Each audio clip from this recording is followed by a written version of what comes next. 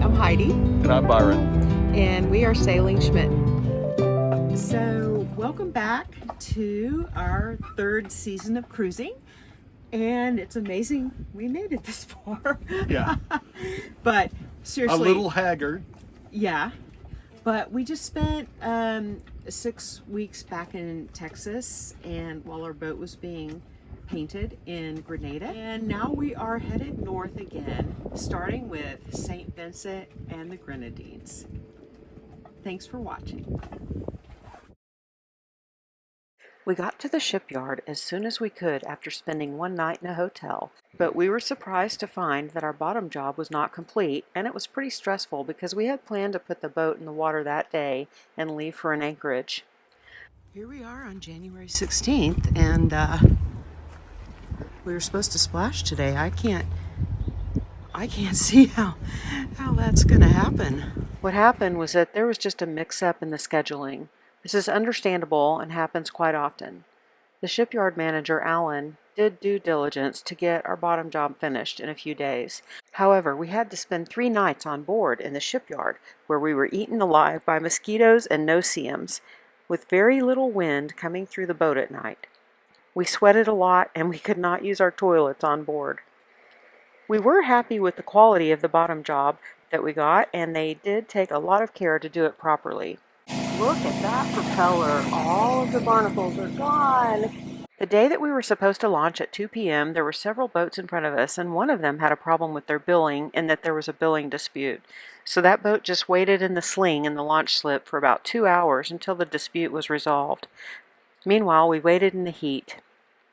Then they put that boat in the water and they had a leak and they had to decide what to do about it. So we were very late getting into the water, and the shipyard was close to closing, but they got us in the water even though they were supposed to close for the day, so that was super nice. And then we set off for our anchorage. We were excited to be back in the water again. We went back to the Tobago Bay anchorage to wait for the right weather to head first to Carriacou and then to Union Island in St. Vincent and the Grenadines. But for some reason, the weather window that we had to go to Carriacou fell apart after we were underway. We ended up in high winds with pounding rain, so hard that we could hardly see 50 feet in front of us, and there was a lot of traffic on the seas that day because of the Sail Grenada races. We reefed and reefed again. We even had to stop to bail the dinghy along the way, there was so much rain.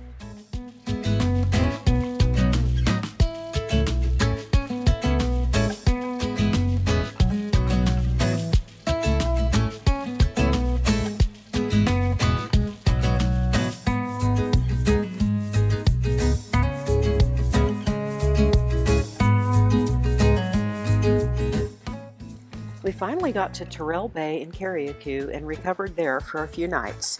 Winds and currents were too high for a few days to head north, and even too high to enjoy snorkeling. We were entertained by some of the tall ships and mega yachts there, and we made use of our time by doing laundry.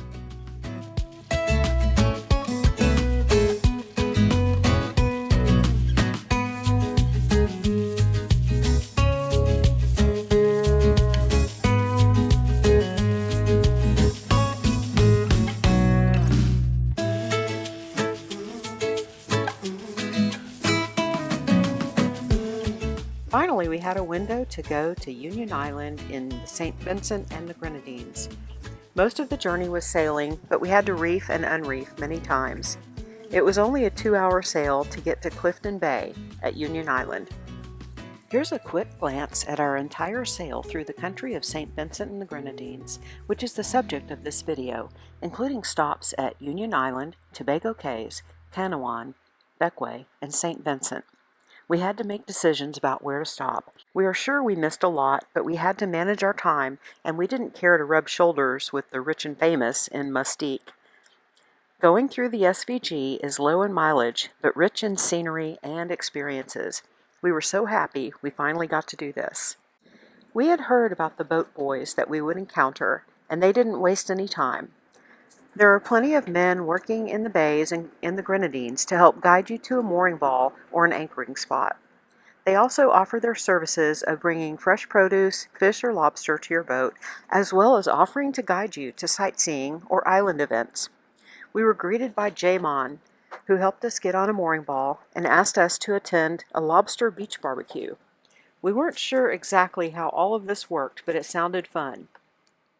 Some cruisers are annoyed by the boat boys because, yes, they do come by quite often, but we try to support them as best we can by buying produce, bread, or whatever they have.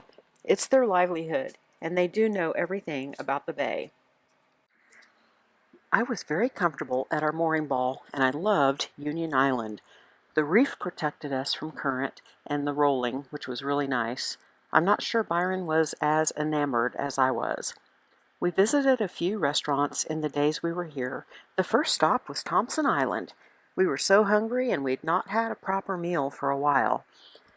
Beautiful views and a good vibe. But like the town of Clifton here, they were hit hard by Hurricane Beryl and had to be rebuilt. This is a great view of the reef as seen from Thompson Island. This is a significant reef which facilitates a lot of beautiful colors of water. From here you can also see Happy Island, which we plan to visit as well. I do love seeing the memorials on the islands. The first is for slaves who died here during slavery, and the second is for those who died during Hurricane Beryl. For you today, my name is Fernando. What's up? Hello, good to meet you. Any fresh fruits? Fernando was eager to earn a living for his family, taking us to his mommy's shop. That's my mom. Everything's fresh. So, Wow. anyone to come, just right there. Just a mommy. How are you? How are you? Good, I'm Byron. I am Signal. Oh, Heidi. Heidi, Signal. Nice to meet you guys. When you shop to the supermarket, you just come back right. A short walk down the road and we got to hear a choir rehearsal, and the dogs were enjoying it too.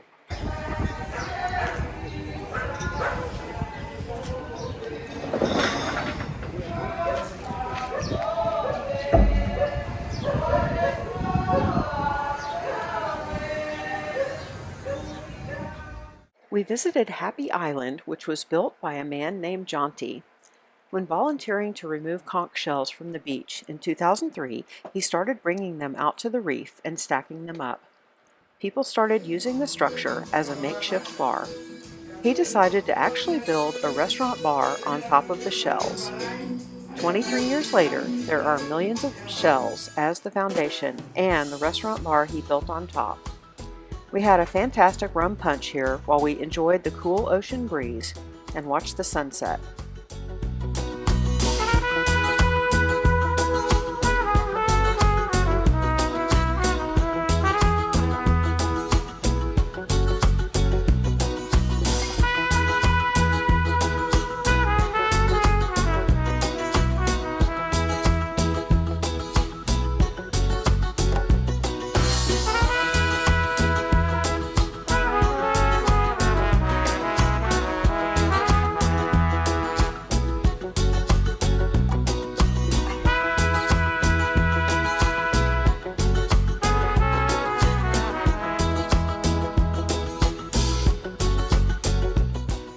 We got more information about the lobster barbecue from Jamon. It was actually held on the beach at Tobago Cays, which was where we were going next. We had quite a choppy sail over to Tobago Cays, which is a protected marine park. There are mooring balls and very specific areas that you can and cannot anchor. We chose to anchor here.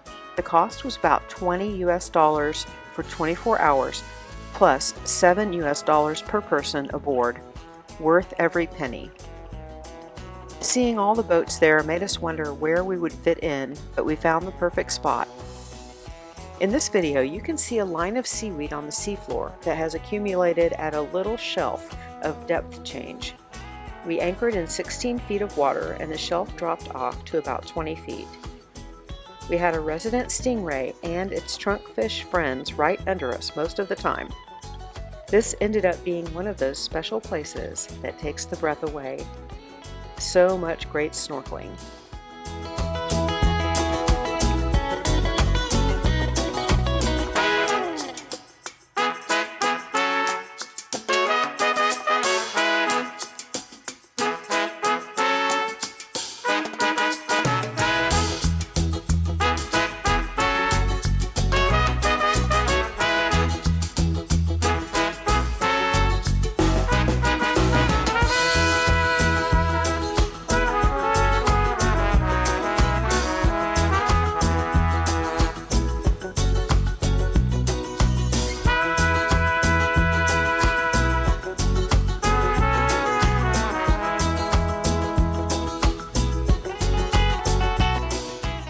The beach barbecue was a huge event that we were not expecting. Cruisers and vacationers came in on dinghies and water taxis. Many locals were grilling lobster and fish, and all kinds of sides had been prepared. Jamon served us rum punch, lobster, rice, plantains, coleslaw, and potatoes with banana bread for dessert. It was a fantastic evening. Then we watched the stars from our boat with the lack of any light pollution.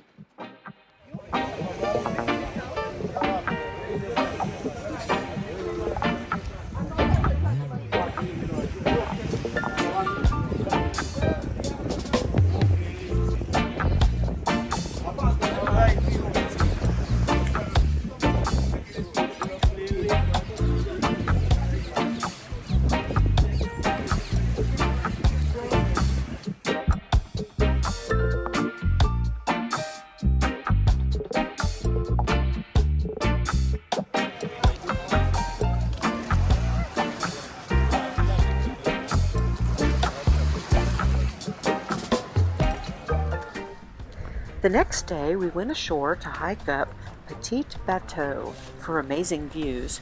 Then we prepped the boat to head to Canouan, another Grenadine island.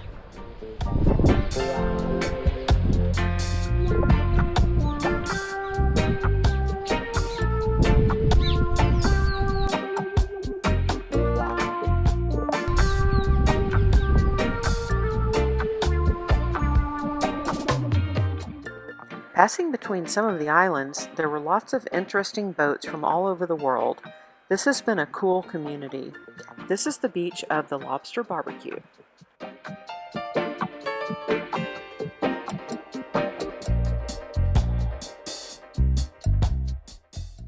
With Tobago Cays behind us, we had a little over an hour's sail to Canouan.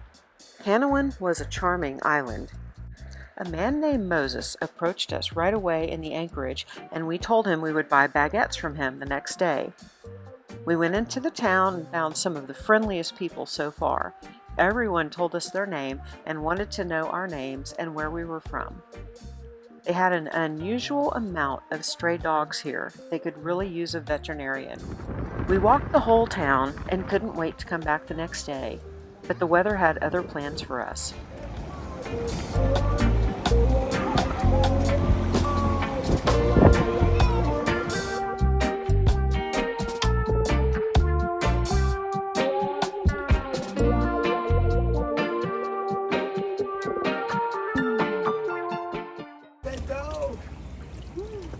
Pet that dog. So long, dog. That night, a rolling current came into the bay, and we rolled ear to ear all night long. By 5 a.m., it was time to make a decision. There were about 10 other boats in the bay, and we watched as one by one they all started leaving. There were huge breakers forming in the channel. We decided to wait for high tide about 10 a.m. Here's just one example of the conditions in the channel we had to look forward to. We decided that timing was key, waiting for just after the roughest seas went through. Byron timed it perfectly so that we missed the breakers. It also helped waiting for high tide. So, no visiting with the locals, and no Moses and no baguettes.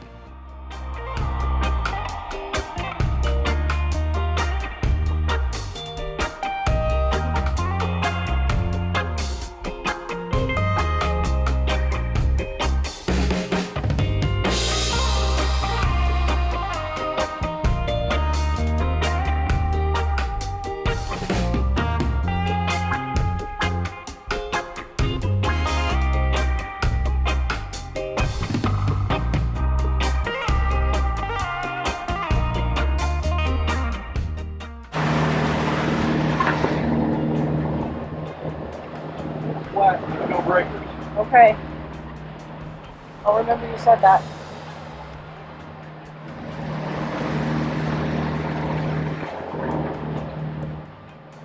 I'm glad we weren't the last man standing. There's one person left. Yeah, there's one catamaran left.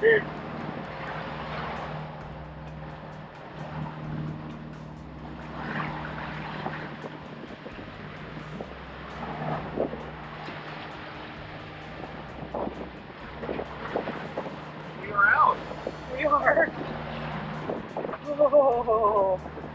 Bequia! Bequia! We headed to Bequia, another island in the Grenadines.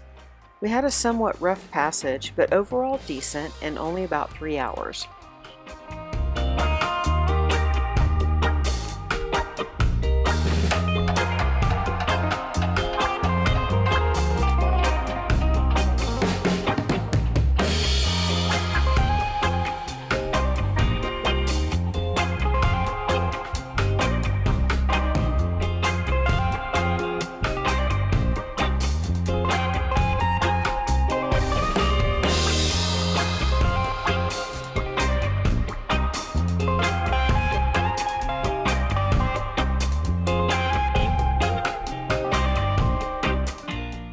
We settled into the anchorage and it was lovely.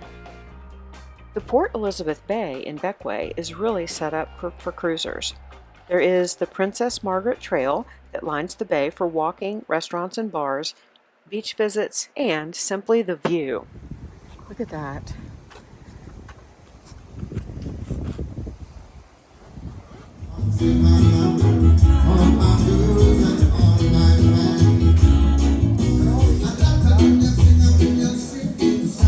Bequia is one of the few places in the world where limited traditional hunting of humpback whales is allowed by the indigenous people. The local whalers are allowed 4 whales per year, however, they average only 1 per year. They can only use traditional methods, meaning sailing boats with no engine and only using a harpoon.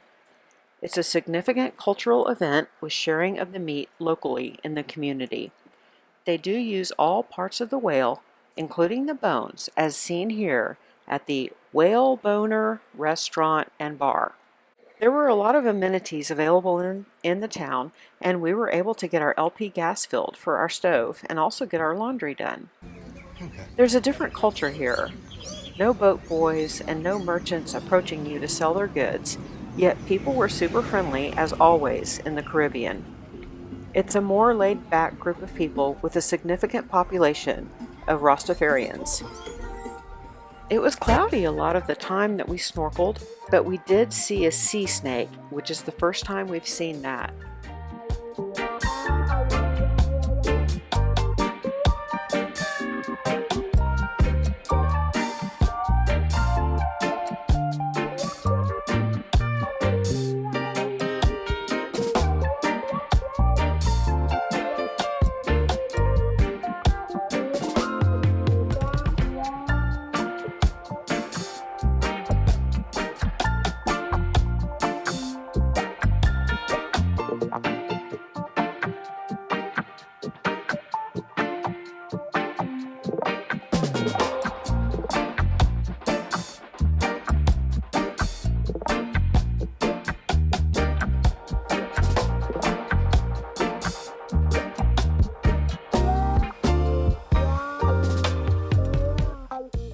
We're leaving Bequia, and it's so sad because it's been a great place.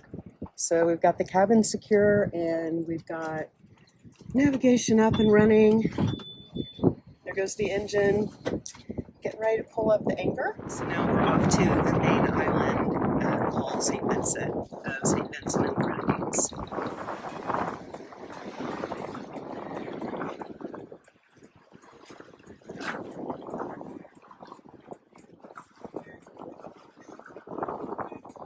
Saturday morning sail.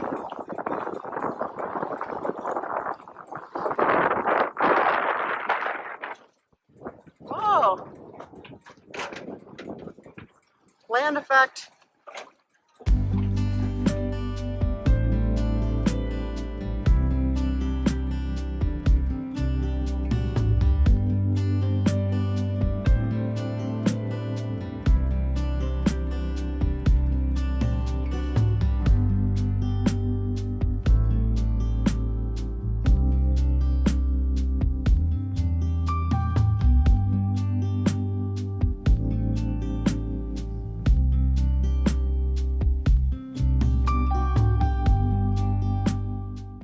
Next, we set our sights on picturesque Chateaubelair Cove that was on the main island of St. Vincent. These brown boobies are known for following boats because of the flying fish that are driven out of the water as we sail through. We are always happy to watch wildlife or look for landmarks to keep things interesting. This area was supposed to be where parts of the Pirates of the Caribbean was filmed, but we couldn't identify the rock from our viewpoint. Let us know if you see anything. With the No Foreign Land app that we use, we found Kemroy, a local who enjoys showing cruisers where a safe anchor spot is. We were glad to pay him for his valuable local knowledge. The boats swing wildly here due to the winds coming off the cliffs, so picking the right spot with enough swing room is important. He picked us the perfect spot with great snorkeling right off the stern. We have learned that the locals are very responsive on WhatsApp, and it's helpful to us and them when we let them know when we are coming in. We read the cruisers' reviews and reach out to the ones who seem the most reputable for the area. We're coming into Chateaubelair Bay, and Kim Roy is meeting us. He's in this yellow kayak, and he's going to show us the perfect anchorage for our boat. Can't wait to meet him, and he's been working in this bay since he was 9 years old, and he has a reputation as being the person, kind of like the mayor of the bay, I think. Look at this. Woo!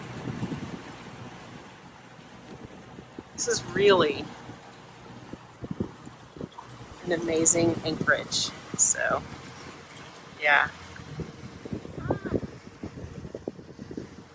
And there's Canouan. So.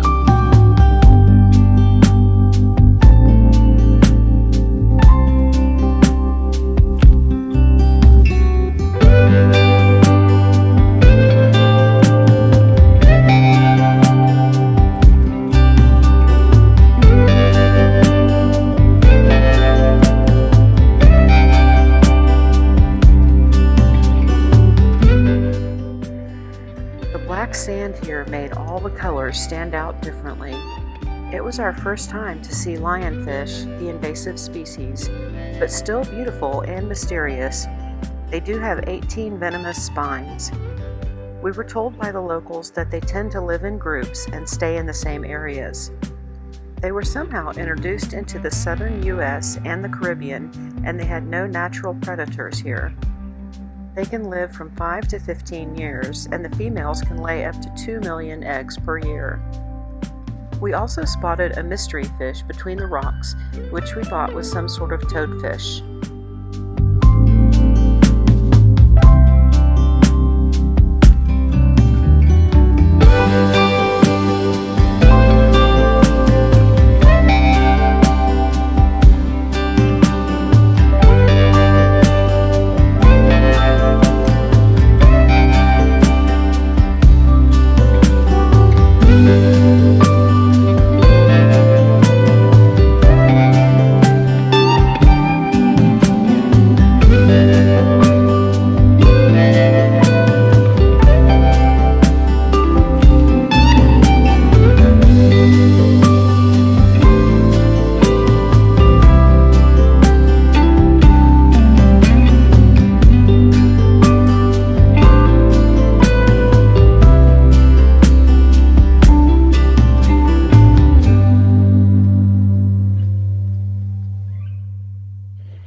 The village in the bay was Richmond, which had very little opportunity for earning a living.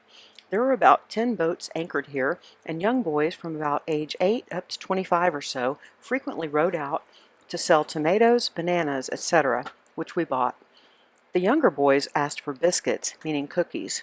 We had none, but we did give them playing cards and fishing hooks. Quite a number of the young men were asking for any unused boating equipment, like oars or fishing gear. There was amazing stargazing here, that is, when it wasn't obstructed due to the burning of crop fields at night. There was not much ashore in the town of Richmond. We paid about $7 US for a boy to watch our dinghy, which is standard practice here. Morning! We visited with a lot of the local people, and they were all super friendly and wanted to know where we were from and what it was like there. Children as young as 6 or 7 years old were out selling fruit. We got the idea that they were sent out by their parents to pick fruit and try to sell it to anyone coming into the town.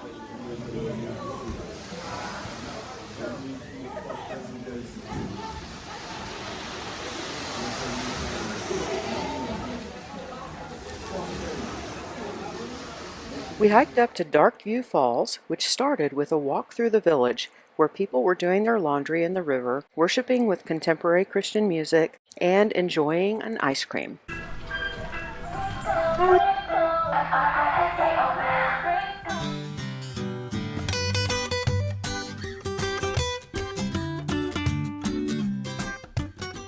It's not it? It's up here. I got one more walk up the hill here, and then we can. Okay, I think I can make it. The information about how long and how uphill the hike to Darkview Falls was severely underrepresented. We had to be redirected several times by locals, as the signs were not frequent and the roads were not clearly mapped. I'd always wanted to do one of these suspension bamboo bridges. For some reason, it just seems fun. This one was very trustworthy compared to the ones you see in the movies. It led to Darkview Falls, which was very peaceful and on very well-maintained grounds.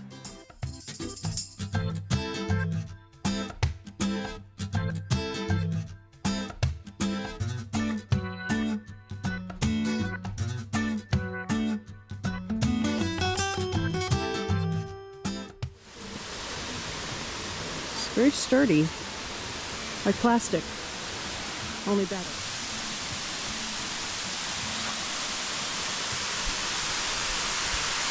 Oh, that's nice.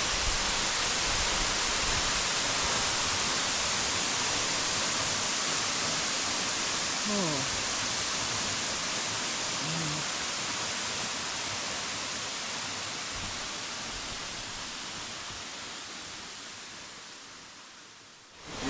Yeah.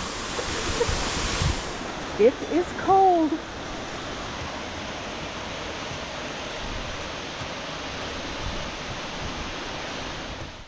We decided it was time to check out of St. Vincent and the Grenadines and move north to St. Lucia.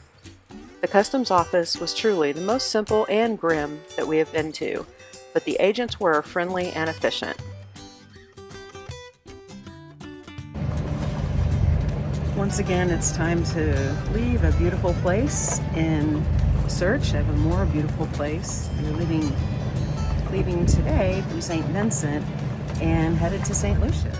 Often we get up long before first light to prepare for a departure, which we did here. It's such a beautiful time of day to head out with a sense of discovery and adventure. The sail to St. Lucia is about 35 nautical miles, and that comes to about 7 hours, as we usually estimate based on an average of 5 nautical miles per hour. Join us for our next episode in St. Lucia.